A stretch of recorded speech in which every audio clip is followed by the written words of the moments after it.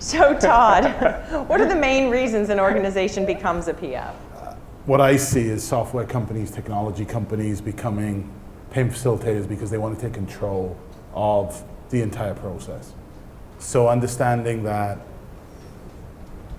the world that a lot of us know is the referral world. So you're a software company, you refer business to somebody like WorldPay or anybody else on the panel, and you say, hey, go talk to these guys and we're integrated to them, but you'll sign a merchant agreement with them. That doesn't work for everybody, as you want to get, net promoter scores get impacted by that. Lots of things get impacted by that. And so people ultimately want to take control over the process, start to finish.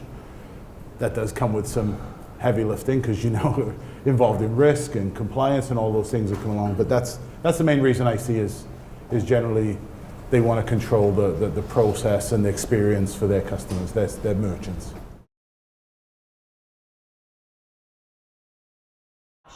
Based on that, when is the right time for a company to become a payment facilitator? So I think there's two kind of leading indicators of a company that's ready to become a payment facilitator. The first one is the size of the market that they've captured. You don't want to be too small. The burden and the effort of acting as a payment facilitator can be often suffocating for companies that are too small and maybe don't understand who their customers are. So for us, we kind of think about payment facilitators starting at around 100 million. I think Todd mentioned it earlier. It's a good kind of size to think about 100 million of total processing volume. It seems to be the time where you seem to know the most about your customers, that you can start to extend credit risk into the market. Anything less than that, you're still trying to figure out really who your customers are and who your market is. The second, I think, indicator is the size of the company. About 50, we start to see success, 50 employees, scale and specialization in an organization that allows people to operate in a payment facilitator capacity. You're able to layer on the operational risk kind of components of the business that maybe you wouldn't be able to do if you're much smaller and you're operating kind of as a 5-tool athlete or player where you're kind of moving around the organization. So I would say those are kind of the two indicators I look for. So many times I've seen smaller companies not succeed because they haven't been able to support that component of their business.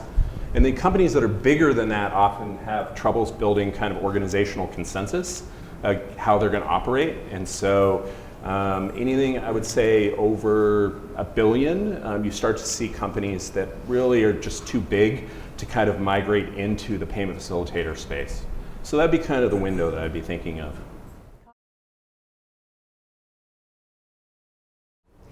So then, Mike, that leads us to when you're going into that initial conversation with a potential PF, how do you approach them and what do you say to them?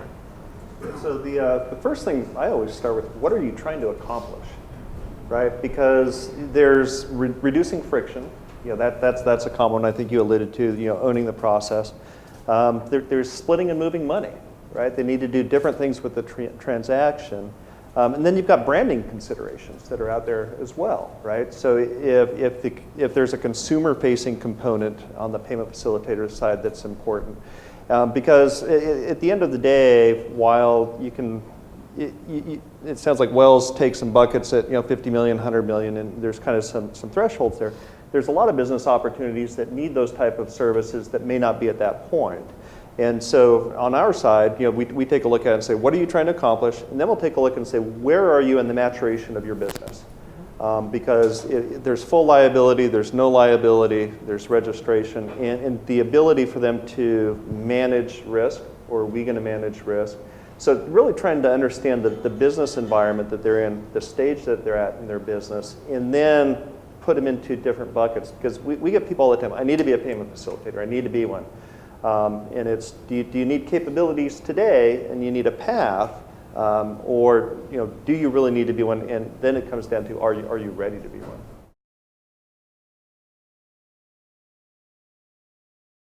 So Will, what is the most significant mind shift needed to move from being just a technology company to a technology company and a payments provider?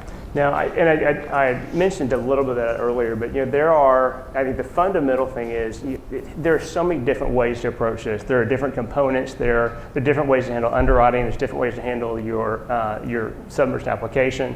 And no matter what, no matter which of those you pick or no matter which solutions you have, you're going to have to build some things that you didn't have before and have some people with experience on the teams that you probably didn't have in just purely a technology company. So it's, the first thing I always talk about is no matter which method you go with, realize there's going to be some investment here, and there's going to have to be a new part of your business that you build out.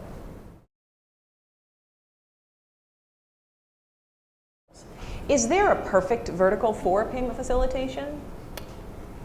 I don't know if there's a perfect vertical, but there are verticals that are, really appropriate for payment facilitation. I think the thing that I find interesting looking at people I talk to every day is around an traditional ISO agent saying, well, we want to become a payment facilitator. Why? Because it's the term du jour, it's the model du jour, right? But the reality is that if you're not integrated, your software isn't in a vertical, and that vertical gives you some stickiness around that customer and leveraging that to get payments added to it, as opposed to the other way around. If you're driving software sales through payments or you're just a merchant services company, you're probably not going to be a payment facilitator. I think there's some verticals that are more difficult, but we're seeing success here. Mm-hmm. There are some customers of mine here that are having success in verticals that haven't been considered great for payment facilitation in the past, but because of adding value and adding technology and delivering something to that customer base, that payments becomes the secondary component to that, but a vital component nonetheless. So I think as you're looking at that, and I see familiar faces around the room that have done a great job in building out a payment facilitation business by adding value to your customers from a software perspective, but layering on payments and making that seamless, easy to board, single contract, all of those things. That's where I think you can have a lot of success as a software company, ISV, SaaS company, whatever you want to refer yourselves as, but adding payments.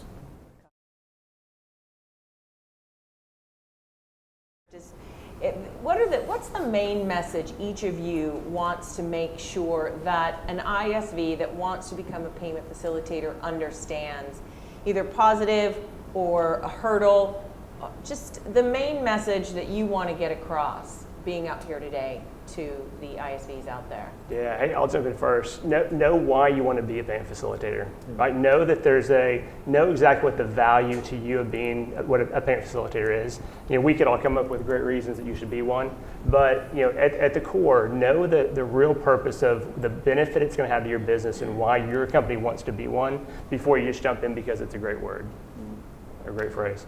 And remember, you are acting as a mini acquiring bank. So all those bad experiences you had with credit and compliance people and all those headaches in the past don't magically go away because you're now responsible for them. Now, technology can really help you with those things, but you have to file a suspicious activity report if you have some merchant which is doing fraudulent transactions. That is on you. So it's not a light step to take. It's a lot of value and power in it, definitely. But it's not like we can't just hire, a man and a dog and give them $50 and off they go. It'll be fine. It's more than that. Yeah. Dog with an algorithm. $60, an algorithm, and a dog. What's the dog do? I don't know. I didn't bring up the dog. What's the dog doing? I don't know. I think it's a South London expression. Just move on from that. I think that the points brought up are good. Understanding why you want to be a payment facilitator is first and foremost. Is that a real reason, or is it because is that? But then also understand that,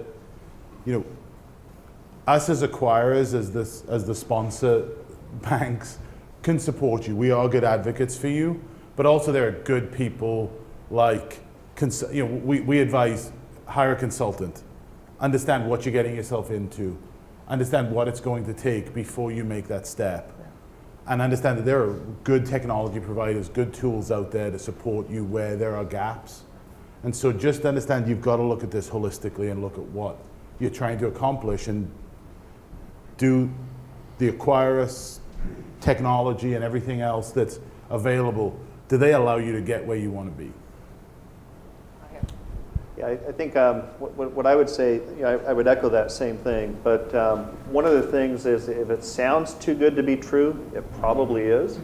In the payment space, you may take a look and say, you know, man, this payment facilitator stuff is hard.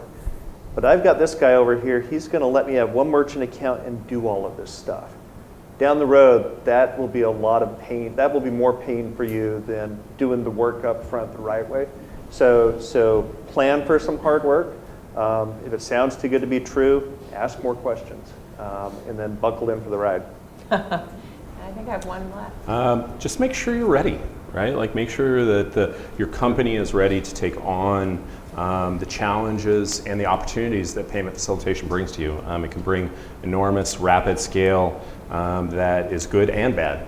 It can introduce great amounts of risk into your business, and so you have to make sure you're prepared to understand how that uncertainty impacts your shareholders and your stakeholders.